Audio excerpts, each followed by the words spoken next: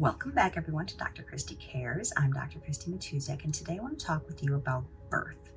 So last week we talked a little bit about pregnancy and how to keep yourself and your unborn baby healthy through your pregnancy and what things you could do to keep that healthy process going, right?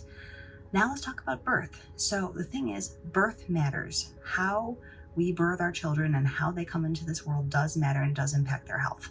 Now, I don't want this to be about any guilt, because first and foremost, bottom line is always healthy mom, healthy baby, no matter how you get there. And I also know that there's different methods of being born, and there are some that are healthier than others. So let's start at one spot here. So first off, you can have one can have a vaginal birth, uninterrupted, no medication, no epidurals, no Pitocin, no inductions of any kind. That's the ideal. You're not putting toxins in your body.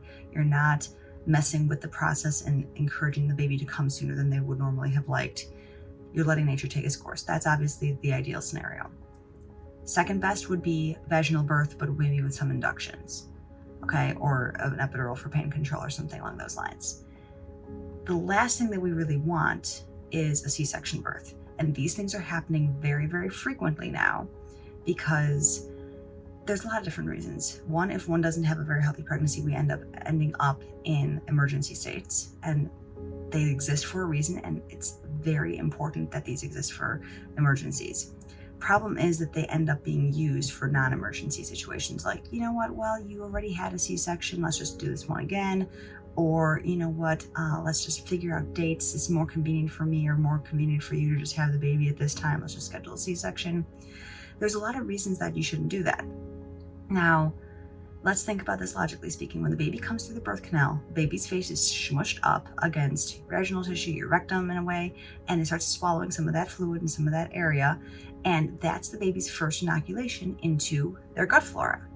So let's say, for sake of argument, that, you know, you have an emergency C-section, but even before that, you were on antibiotics because you were group B star positive.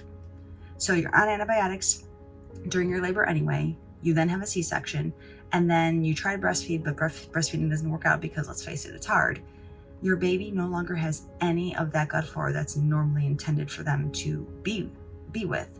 And that starts setting them up for immune function, for general health as far as their mental state's concerned, for their digestion, and many, many things. You know, your gut flora is important for pretty much everything, mitigating inflammation, making your B vitamins, and so forth. So if we have the choice, and this is not an emergency situation, I highly recommend not scheduling C-sections if it's not for an emergency purpose. So those are just some things I wanted to share with you with regard to why birth is so important and how it does impact the health of our babies. Next week, we're going to talk more specifically about birth trauma. So today I just wanted to get the points across that there is an ideal way for children to be born if we can make that work, and it's not an emergency, of course. Next week, we're going to get into the topic of birth trauma because that's a whole different topic. So if you like this content, please subscribe and share with your friends and family.